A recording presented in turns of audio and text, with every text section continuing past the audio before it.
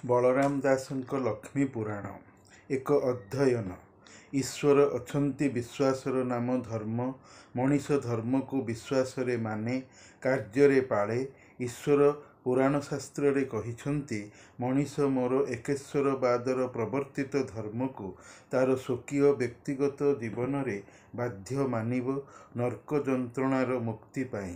ଭୂମି, ଗଗନ, ବାୟୁ, ନିଆଁର ପ୍ରଣେତା, ସ୍ରଷ୍ଟା ଓ ସେମାନଙ୍କର ପରିଚାଳକ ଭଗବାନଙ୍କର କଥା ଏବଂ ଘଟଣାର ବର୍ଣ୍ଣନା ଥିବା ଗ୍ରନ୍ଥର ନାମ ପୁରାଣ।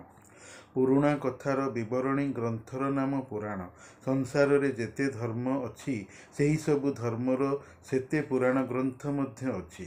ହିନ୍ଦୁ ଧର୍ମର ସର୍ବୋତ୍ତମ ପୁରାଣ ଗ୍ରନ୍ଥର ନାମ ବେଦ, ତାପରେ ଉପନିଷଦ, ତାପରେ ରାମାୟଣ ଓ ମହାଭାରତ, ଗୀତା। ପୁଣି ଅଷ୍ଟାଦଶ ପୁରାଣ ରହିଅଛନ୍ତି। ଏତଦ୍‌ବ୍ୟତୀତ ଲିଙ୍ଗ ପୁରାଣ, ବିଷ୍ଣୁ ପୁରାଣ, ବାୟୁ ପୁରାଣ, ଗରୁଡ଼ ପୁରାଣ, ଶିବ ପୁରାଣ, ଏଇମିତି ହିନ୍ଦୁ ଧର୍ମର ପୁରାଣ ନାମାନ୍ତର ସବୁ ରହିଅଛି। ଓଡ଼ିଆ ସାହିତ୍ୟର ଇତିହାସରେ ପଞ୍ଚସଖା ଯୁଗର ଅନ୍ୟତମ ବିଶିଷ୍ଟ ବୟୋଜ୍ୟେଷ୍ଠ ଶୂଦ୍ରଜାତୀୟ କବି ହେଉଛନ୍ତି ବଳରାମ ଦାସ, ଯାହାଙ୍କର ସମୟସୀମା 1430 1540। ସୂର୍ଯ୍ୟବଂଶ ନରପତି ପ୍ରତାପଚନ୍ଦ୍ର ଦେବଙ୍କ ସମସାମୟିକ। ପିତା ଗଜପତି ମହାରାଜାଙ୍କ ମନ୍ତ୍ରୀ ସୋମନାଥ ମହାପାତ୍ର ଓ ମାତାଙ୍କ ନାମ ଜମ୍ଭୁବତୀ। ଚୈତନ୍ୟଙ୍କ ଓଡ଼ିଶା ଆଗମନ ପୂର୍ବରୁ ବଳରାମ ଖ୍ୟାତିଲାଭ କରିସାରିଥିଲେ। ଜଗମୋହନ ରାମାୟଣ କବିଙ୍କର ସର୍ବଶ୍ରେଷ୍ଠ ରଚନା ହେଲେ ବି କବି ବ୍ରହ୍ମାଣ୍ଡ ଭୂଗୋଳ, ବ୍ରହ୍ମ ପୁରାଣ, ଲକ୍ଷ୍ମୀ ପୁରାଣ, ଭାବ ସମୁଦ୍ର, ବେଢ଼ା ପରିକ୍ରମା, ଭକ୍ତି ରସାମୃତ ସିନ୍ଧୁ, ବଟ ଅବକାଶ, ଗୁପ୍ତ ଗୀତା, ଦୁର୍ଗା ସ୍ତୁତି, କାନ୍ତ କୋଇଲି, କମଳଲୋଚନ ଚଉତିଶା, ବୃନ୍ଦାବନ ବିହାର ଚଉତିଶା ଆଦି ଅନେକ ଗ୍ରନ୍ଥ ରଚନା କରିଛନ୍ତି। ପରନ୍ତୁ ଲକ୍ଷ୍ମୀ ପୁରାଣ ପାଇଁ ମଧ୍ୟ କବି ପ୍ରସିଦ୍ଧ। ଏହା ଏକ ସଂସ୍କାରମୂଳକ କଥାଧର୍ମୀ ପୁରାଣ, ଯେଉଁଥିରେ ଲକ୍ଷ୍ମୀ ଦେବୀଙ୍କର ଜୀବନୀ ଗାଥା ଓ ତାଙ୍କର ଐଶୀ ମହାତ୍ମ୍ୟ ବର୍ଣ୍ଣିତ ହୋଇଅଛି। ଲକ୍ଷ୍ମୀ ପୁରାଣ ଖାଲି ଏକ ସାଧାରଣ ପୁରାଣ ରଚନା ନ ହୋଇ ଏହା ଶ୍ରେଣୀକକ୍ଷର ପାଠ୍ୟାନ୍ତର୍ଗତ ବୈଶିଷ୍ଟ୍ୟ ବହୁବାର ରଖିଅଛି। ଇଂରାଜୀ ଭାଷା ଓ ସାହିତ୍ୟର ବିଶିଷ୍ଟ ସାହିତ୍ୟିକା ଅନୁବାଦିକା ବାରଙ୍ଗ କୁଞ୍ଜବିହାରୀ ମହାବିଦ୍ୟାଳୟର ବର୍ତ୍ତମାନର ଅଧ୍ୟକ୍ଷା ଡକ୍ଟର ଲିପିପୁଷ୍ପା ନାୟକଙ୍କ ଦ୍ୱାରା ଇଂରାଜୀ ଭାଷାରେ ସାହିତ୍ୟରେ ଅନୂଦିତ ହୋଇ ବିଶ୍ୱପ୍ରସିଦ୍ଧି ଲାଭ କରିଅଛି ବୋଲି କୁହାଯାଇପାରିବ। ଲକ୍ଷ୍ମୀ ପୁରାଣର ଦଶଗୋଟି ବୈଶିଷ୍ଟ୍ୟ ମୋର ପାଠକୀୟ ଦୃଷ୍ଟିକୁ ଆସିଅଛି। ସେଗୁଡ଼ିକର ସଂକ୍ଷିପ୍ତ ତଥା ଚୁମ୍ବକୀୟ ଉପସ୍ଥାପନା ମୋର ସଂଶିତ ପ୍ରବନ୍ଧ ପ୍ରସ୍ତୁତିର ଲକ୍ଷ୍ୟ। ପ୍ରଥମତଃ ଲକ୍ଷ୍ମୀ ପୁରାଣ ଏକ କାହାଣୀଧର୍ମୀ ପଦ୍ୟାତ୍ମକ ରଚନା। ଭିତ୍ତି ଦୈବତ ବା ଦେବାଦେବୀ ସମ୍ଭୂତ ହେଲେ ବି କବି ରଚନାରେ ଏହି ପୁରାଣକୁ ମାନବୀକରଣ ଅପୂର୍ବ ରୀତିରେ କରାଇପାରି ସ୍ୱକୀୟ ରଚନାକାର ସ୍ୱତନ୍ତ୍ର ପ୍ରତିଷ୍ଠାକୁ ପ୍ରତିପାଦିତ ପ୍ରମାଣିତ କରାଇପାରିଛନ୍ତି। ଲକ୍ଷ୍ମୀ ପୁରାଣ ରଚନାର ରହିଥିବା ପ୍ରଥମ ସମସ୍ୟାଟି ହେଲା ଜାତିଭେଦ ପ୍ରଥା ଓ ଏହାର ଉଚ୍ଛେଦ ସାଧନ ପ୍ରୟାସ। ଜାତିଭେଦ ପ୍ରଥା ଏକ ମାନବୀୟ ସୃଷ୍ଟି ହେବାର ମୂଳ ଉତ୍ସ କାରଣ ଈଶ୍ୱର ଭଗବାନ। କାରଣ ଭଗବାନ ମଣିଷକୁ ଆକୃତି ପ୍ରକୃତିରେ, ବର୍ଣ୍ଣ ପ୍ରଦାନରେ, ପେଶା ଉପାର୍ଜନରେ ଗୋଟିଏ କରି କଦାପି ସୃଷ୍ଟି କରିନାହାନ୍ତି। ଭଗବାନଙ୍କର ମାନବ ସୃଷ୍ଟି ପ୍ରକ୍ରିୟାର ବୈଚିତ୍ର୍ୟ ବା ବିବିଧତା ନିମିତ୍ତ ମଣିଷ ମନରେ ଜାତିଭେଦ ପ୍ରଥା ସୃଷ୍ଟିର ମନୋଭାବ ସେଇ ଭଗବାନ ଭର୍ତ୍ତି କରି ତାହାର ସାମାଜିକ ଅପଦିଗ ବା କୁପ୍ରଭାବର ଆବିଷ୍କାର କର୍ତ୍ତା ବି ସେଇ ଈଶ୍ୱର। ପୁଣି ତାହାର ଉଚ୍ଛେଦ ସାଧନର ମାର୍ଗଦର୍ଶକ ସେଇ ଈଶ୍ୱର। ଯେହେତୁ ଭାଗବତ ଗ୍ରନ୍ଥରେ କଥିତ ଅଛି, କରି କରାଉଥାଏ ମୁହିଁ ମୋ ବିନୁ ଅନ୍ୟ ଗତି ନାହିଁ। ଈଶ୍ୱର ନିଜେ କହୁଛନ୍ତି। ଭଗବାନ ନିଜେ କରାନ୍ତି ଏବଂ ଲୋକଙ୍କ ଦ୍ୱାରା ବି କରାନ୍ତି, ସାଧନ୍ତି। ବଳରାମ ଦାସ ନିଜେ ଶୂଦ୍ର, ତେଣୁ ସେ ବ୍ରାହ୍ମଣ ସମ୍ପ୍ରଦାୟଠାରୁ ପାଇଥିବା ଜୀବନିକ ଅସୁବିଧା ଭୋଗି ଚାହିଁଛନ୍ତି ସେଥିରୁ ମୁକ୍ତି। ଆଉ ଶ୍ରିୟା ଚଣ୍ଡାଳୁଣୀର ଚରିତ୍ର ସୃଜି ତାକୁ ଅସ୍ପୃଶ୍ୟ ଅଜାତିମୟ କରାଇ ଦେଖାଇ ଦେଇଛନ୍ତି କି ମଣିଷର ସାଂସାରିକ ସ୍ଥିତି ଆଗ, ସକଳ ଘଟେ ନାରାୟଣ ବସନ୍ତି ଅନାଦି କାରଣ। ମଣିଷର କର୍ମ, ତାର ଶରୀରର ରୂପ, ଆକୃତି, ସାମର୍ଥ୍ୟ, ବର୍ଣ୍ଣ ଦେଖି ଆର୍ଯ୍ୟମାନେ ଜାତିଭେଦ କରି ମାନୁଷିକ ଭେଦାଭେଦ ଯେଉଁ କରାଇଥିଲେ, ତାହା ବିଭୁ ଅନୁମତି ନଥିଲା। ଥିଲା କେବଳ ସମାଜ ପ୍ରତି ମନୋଭାବରେ। ସମାଜର ବିଘଟନ ଆଗତ ହେବାରୁ ଘୃଣ୍ୟ ଜାତି ପ୍ରଥାର ଉଚ୍ଛେଦ ଉଠାଣ ପ୍ରୟାସ ଚିନ୍ତା ଲକ୍ଷ୍ମୀ ପୁରାଣ ଜରିଆରେ ହୋଇଅଛି। ଦ୍ୱିତୀୟତଃ ଲକ୍ଷ୍ମୀ ପୁରାଣ ସୁଖୀ ଦାମ୍ପତ୍ୟ ପାରିବାରିକ ଜୀବନର ଏକ ପ୍ରଚଣ୍ଡ ଆହ୍ୱାନ ଦେଇଅଛି। ମଣିଷର ପରିବାର ରଚନା ମୂଳରେ ନିହିତ ବା ରହିଥିବା ଦୁଇଟି ମୁଖ୍ୟ କାରଣ ହେଲା ମଣିଷର ଅସହାୟତା ଏବଂ ବୈଧ ଶାରୀରିକ ଆବଶ୍ୟକତା। ମଣିଷ ଶିଶୁ ହୋଇ ଜନ୍ମେ, ପରନ୍ତୁ ବଢ଼ି ବଡ଼ ହୋଇ ବାର୍ଦ୍ଧକ୍ୟରେ ପହଞ୍ଚେ। ସେତେବେଳେ ମଣିଷ ଦରକାର କରେ ତାର ଜୀବନର ସବୁଠାରୁ ବଡ଼ ଆଶ୍ରୟ। ବାର୍ଦ୍ଧକ୍ୟର ସହାୟ କିଏ ହେବ? ନିଜର ପିଲାପିଲି ଥିଲେ ବଂଶରକ୍ଷା ହେବ। ପିଲା ବା ସନ୍ତାନୀ କୁଟୁମ୍ବ ବୁଢ଼ା ବାପା ମାଙ୍କୁ ଜନ୍ମିତ ଆତ୍ମଜ ବା ପୁଅ ଝିଅ ଅଛନ୍ତି ବୋଲି ଅଧିକ ହେପାଜତ ଦେଖଭାଲ କରିବେ। ସମ୍ଭାବନା ଯଥେଷ୍ଟ ଥାଏ। ହୋଇ ନ ପାରିବା ସେ ତ ଭିନ୍ନ ପରିସ୍ଥିତି।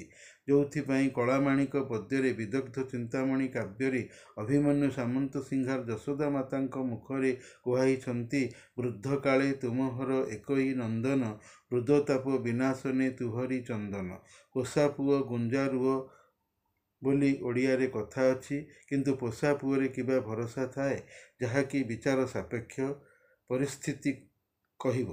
ଯେଉଁଥିପାଇଁ ବଳରାମ ଲକ୍ଷ୍ମୀ ପୁରାଣରେ ଜଗନ୍ନାଥଙ୍କ ମୁଖରେ କୁହାଇଛନ୍ତି, ଗୋବିନ୍ଦ ବୋଇଲେ ତୁମ୍ଭେ ଶୁଣ ଜ୍ୟେଷ୍ଠ ଭାଇ, କେମନ୍ତେ ଛାଡ଼ିବି ଲକ୍ଷ୍ମୀ ପ୍ରଥମ ବିଭାଇ।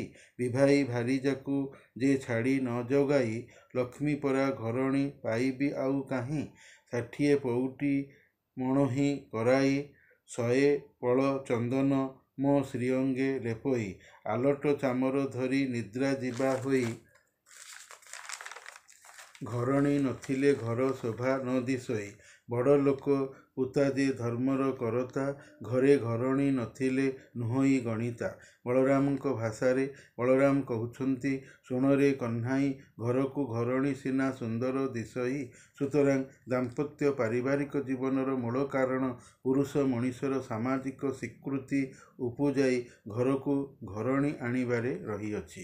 ସ୍ତ୍ରୀ ସୁଖ ବାରବନିତା ଦେଇପାରେନା। ଜଗନ୍ନାଥଙ୍କ ସୁଖୀ ପରିବାରକୁ ବଡ଼ଭାଇ ବଳରାମ ଭ୍ରଷ୍ଟ କରିଛନ୍ତି। ତୃତୀୟତଃ ଲକ୍ଷ୍ମୀ ପୁରାଣରେ ମାନବୀୟ ସଂସ୍କୃତି ଓ ଜୀବନ ଅତିବାହିତ ଧାରାରେ ଦେଢ଼ଶୁର ଭାଇବୋହୂର ସମ୍ପର୍କ ମାନ୍ୟତାର ଚିତ୍ର ଅଛି। ଯେତେବେଳେ ଲକ୍ଷ୍ମୀଙ୍କର କ୍ରୋଧ ଏବଂ ଅଭିଶାପ ଦୋଷରେ ବଳରାମ ଜଗନ୍ନାଥ ଭିକାରୀ କପର୍ଦ୍ଦକ ଶୂନ୍ୟ ହୋଇ ଲକ୍ଷ୍ମୀଙ୍କର ଘରେ ଖାଇଛନ୍ତି, ସେହି ସମୟରେ କମଳିନୀ କହୁଛନ୍ତି, କୁଳନୀ ବ୍ରାହ୍ମଣୀ ଦେଢ଼ଶୁର ମୋର ଯେ ଅଟନ୍ତି ଶୂଳପାଣି, ତାହାଙ୍କୁ କେମନ୍ତ ଅନ୍ନ ମୁହିଁ ଦେବି ନେଇ। ଭିତରେ ରହିଣ ମୁଜେ ଦେବଇଁ ବଢ଼ାଇ, ବଡ଼ ସାନ ବୋଲି ଆଗେ ପଚାରିବୁ ଯାଇ। ବଡ଼ଙ୍କ ଠାବରେ ଅନ୍ନ ଆଗେ ଦେବୁ ନେଇ। ସ୍ୱାମୀ ସ୍ତ୍ରୀର ପାରସ୍ପରିକ ବୁଝାମଣା ଓ ଜଣେ ଜଣଙ୍କ ପ୍ରତି ନିଷ୍ଠାପର ଭରସାୟିତ ପ୍ରେମ ଲକ୍ଷ୍ମୀ ପୁରାଣରେ ଦେଖିବାକୁ ମିଳେ। ଜଗନ୍ନାଥ ଲକ୍ଷ୍ମୀଦେବୀଙ୍କୁ ଅତିଶୟ ଭଲ ପାଇଛନ୍ତି। ବଡ଼ ଭାଇ ବଳରାମଙ୍କ ବୋଲ ବା ପ୍ରରୋଚନାରେ ପଡ଼ି ସେ ଯାହା ଅଯଥାଟାରେ ନିଜର ପ୍ରାଣପ୍ରିୟା ପତ୍ନୀଙ୍କୁ ତଡ଼ି ଦେଇଛନ୍ତି, ନିଷ୍ଠୁର ବ୍ୟବହାର ଦେଖାଇଛନ୍ତି, ଆଉ ସେଥିପାଇଁ ବଡ଼ ଭାଇ ସହିତ ନିଜେ ବି ହଇରାଣ ହୋଇଛନ୍ତି, ଦୁର୍ଦ୍ଦଶା ଭୋଗିଛନ୍ତି। ଏହି ଜାଗାରେ ଜଗନ୍ନାଥ ପତ୍ନୀ ପ୍ରତି ଉଚିତ ବ୍ୟବହାର କରିନାହାନ୍ତି। ବଡ଼ ଭାଇ କଥା ମାନିବ ବୋଲି ନିଜର ଅର୍ଦ୍ଧାଙ୍ଗିନୀ ପ୍ରାଣପ୍ରିୟା ପତ୍ନୀଙ୍କୁ ହତାଦର ଅନୈତିକ ବ୍ୟବହାର ପ୍ରଦର୍ଶନ କରିବା ଜଗନ୍ନାଥଙ୍କର ସମ୍ପୂର୍ଣ୍ଣ ଅନୌଚିତ ମନର ପରିଚୟ ଦିଏ। ନାରୀର ପ୍ରକାରଭେଦ କ୍ରମରେ ଲକ୍ଷ୍ମୀ ପୁରାଣରେ ଅଛି, କେଉଁ ନାରୀ ଥିଲେ ହୁଏ ଐଶ୍ୱର୍ଯ୍ୟ ବର୍ଦ୍ଧନ, କେଉଁ ନାରୀ ଥିଲେ ବଂଶ ନିପାତ ହୁଅଇ, କେଉଁ ନାରୀ ଥିଲେ ବାସି ପେଜ ନ ମିଳଇ, କେଉଁ ନାରୀ ଥିଲେ ଶାଢ଼ୀ ସୁନା ବଳା ପାଇ, କେଉଁ ନାରୀ ଅଲକ୍ଷଣୀ ଘରକୁ ଭାଙ୍ଗଇ। ତେଣୁ ସ୍ୱାମୀକୁ ତାର ବୈବାହିକ ଦାମ୍ପତ୍ୟ ଜୀବନରେ ସୁଲକ୍ଷଣୀ ସ୍ତ୍ରୀ ମିଳିବା ଭାଗ୍ୟର କଥା। ଚତୁର୍ଥତଃ ଲକ୍ଷ୍ମୀ ପୁରାଣରେ ନାରୀ ସଶକ୍ତିକରଣର ଚିତ୍ର। ଲକ୍ଷ୍ମୀ ପୁରାଣ କଥା କାବ୍ୟରେ ଘୃଣ୍ୟ ଜାତିଭେଦର କୁପ୍ରଥା ଦୋଷରୁ ବଳରାମଙ୍କ ପ୍ରରୋଚନାରେ ପଡ଼ି ସାନ ଭାଇ ଅନୁଜ ଜଗନ୍ନାଥ ନିଜର ପ୍ରାଣପ୍ରିୟା ପତ୍ନୀ ଲକ୍ଷ୍ମୀଙ୍କୁ ଶ୍ରୀମନ୍ଦିର ଘରୁ ତଡ଼ି ଦେଇଛନ୍ତି ସିନା, ମହାଲକ୍ଷ୍ମୀର ଅନ୍ତର କ୍ଷୋଭଜନିତ ଦୁଃଖରୁ କ୍ରୋଧୀ ପ୍ରତିଶ୍ରୁତି ହୋଇ ବିଶ୍ୱକର୍ମାଙ୍କୁ ଡକାଇ ପ୍ରାସାଦ ଭଳିଆ ସୁନ୍ଦର ଅଟ୍ଟାଳିକା ସମୁଦ୍ର କୂଳରେ ନିର୍ମାଣ କରିଛନ୍ତି। ଅଷ୍ଟବେତାଳ ଭୋକ ଶୋଷଙ୍କୁ ଡକାଇ ବଳରାମ ଜଗନ୍ନାଥଙ୍କୁ ତଳିତଳାନ୍ତ କରିଦେଇଛନ୍ତି। ବଳରାମ ଜଗନ୍ନାଥଙ୍କୁ ରତ୍ନ ପଲଙ୍କରୁ ଗଡ଼ାଇ ଦଉଡ଼ିଆ ଖଟରେ ଟେକି ନେଇ ଶୁଆଇଲେ। ରୋଷଘରୁ ଭାତ ପିଠା ଖାଦ୍ୟ ସବୁ ଖାଇଦେଲେ। ହାଣ୍ଡି ଭାଙ୍ଗିଦେଲେ। ରୋଷେଇ ସରଞ୍ଜାମ ସବୁ ଲକ୍ଷ୍ମୀଙ୍କ ପାଖକୁ ବୋହି ଆଣିଲେ। ଭୋକ ଶୋଷ ବଳରାମ ଜଗନ୍ନାଥ ଦେହରେ ପଶିଯାଇ ଭୋକ ଶୋଷର ଦାଉ ଦେଲେ। ଗରିବ ହୋଇ ଦାଣ୍ଡର ଭିକାରୀ ହୋଇଗଲେ। ନିଜେ ରାନ୍ଧିକି ଖାଇ ବି ପାରିଲେ ନାହିଁ। ହାତର ସୁନା ପଥର ପାଲଟିଗଲା। ଲକ୍ଷ୍ମୀ ଏତେ ଜୋରରେ ରାଗିଗଲେ ଯେ ତାହାର ସୀମା ନାହିଁ। ଦୁଇ ଭାଇ ଲକ୍ଷ୍ମୀଙ୍କ କୋପରୁ ନିଜର କିଛି ବି ପ୍ରତିକାର ପ୍ରତିବିଧାନ କରିପାରିଲେ ନାହିଁ। ଯେଉଁ ଶ୍ରିୟା ଚଣ୍ଡାଳୁଣୀ ପାଇଁ ଲକ୍ଷ୍ମୀଙ୍କୁ ନିଜ ପାଖରୁ ତଡ଼ିଲେ, ସେଇ ଭୋକରେ ଆଉଟୁ ପାଉଟୁ ଆତୁର ବିକଳ ହୋଇ ଲକ୍ଷ୍ମୀଙ୍କ ଅନ୍ନ ବ୍ୟଞ୍ଜନ ତାଙ୍କର ବିଶ୍ୱକର୍ମା ଦ୍ୱାରା ସ୍ଥାପିତ ରାଜପ୍ରାସାଦ ଭଳିଆ ଘରେ ଭିକାରୀ ହୋଇ ଖାଇଲେ। ଦୁହିଁଙ୍କର ରନ୍ଧନ କାମକୁ ଲକ୍ଷ୍ମୀ ଭଣ୍ଡୁର କରି ବିଗାଡ଼ି ଦେଲେ। ଏହା ହିଁ ଲକ୍ଷ୍ମୀଙ୍କର ନାରୀ ସଶକ୍ତିକରଣ ରୂପଚିତ୍ରର କିଛି ଝଲକ।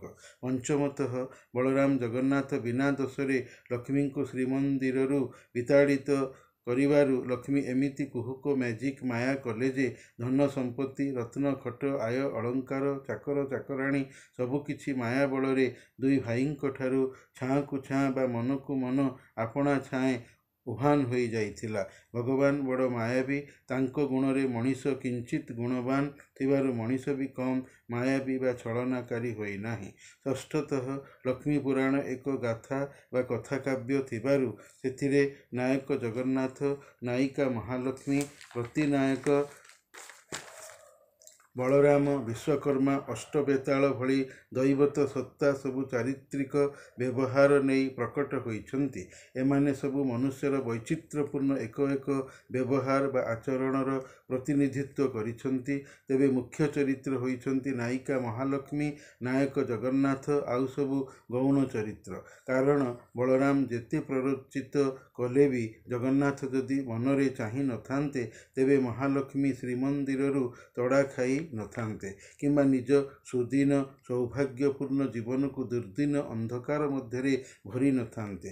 ବଳରାମଙ୍କୁ ଖଳନାୟକ କୁହାଯାଇପାରିବ। ଭାଇ ଓ ଭାଇ ବୋହୂର ସେ ସିରି ସୁଖ ପ୍ରତି ଈର୍ଷାଳୁ ମନୋଭାବ ପୋଷଣ କରିଥିବାରୁ ଏମିତି କୁଟିଳ ଚିନ୍ତା ଜାତିପ୍ରଥାର ଘୃଣ୍ୟ ପ୍ରକୃତିକୁ ମନରୁ ପୋଛି ପାରିନଥିଲେ। ଏହାରି ଭିତରେ କାବ୍ୟ କାହାଣୀର ଅଗ୍ରଗତି ସମ୍ଭବିତ। ସରଳ ବକ୍ର ପ୍ରତିନିଧି ଏଇଭଳି ଚରିତ୍ର ସଂସ୍କୃତ ଲକ୍ଷ୍ମୀପୁରାଣ କାବ୍ୟରେ ଚିତ୍ରିତ।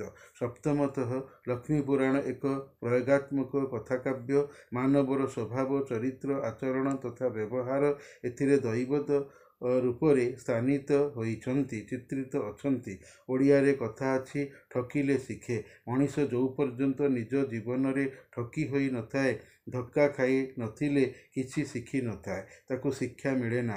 ଯେଉଁ ଜାତିଆଣର ମାନବୀୟ କୁପ୍ରଥା ଯୋଗୁଁ ମହାଲକ୍ଷ୍ମୀ ସର୍ବ ଶୁଭଦୃଷ୍ଟି ମନରେ ରଖି ଅଛବ ଅସ୍ପୃଶ୍ୟ ଜାତିର ନାରୀ ଶ୍ରିୟା ଚଣ୍ଡାଳୁଣୀର ଆଧ୍ୟାତ୍ମିକ ଭକ୍ତି ଓ ସୂଚୀବନ୍ତ ପୂଜା ଅର୍ଚ୍ଚନାରେ ମୁଗ୍ଧା ହୋଇ ତାର ଘରେ ପାଦ ପକାଇଥିଲେ, ବଳରାମଙ୍କ ମନରେ କୁଟିଳ ପ୍ରକୃତି ଥିବାରୁ ସେ ତୁଚ୍ଛାଟାରେ ଅନୁଜ ସାନଭାଇ ଜଗନ୍ନାଥଙ୍କୁ ପ୍ରରୋଚିତ କରି ନିଜ ଦୃଷ୍ଟିକୋଣକୁ ଅଯଥା ଚାପ ଦେଇ କୁହାଇ ପରୋକ୍ଷରେ ଶ୍ରୀମନ୍ଦିରରୁ ମହାଲକ୍ଷ୍ମୀଙ୍କୁ ତଡ଼ି ଦେଇ ଅରକ୍ଷ ଅସହାୟ ପତିହରା ଦୁଃଖିନୀ କରାଇ ଦେଇଥିଲେ।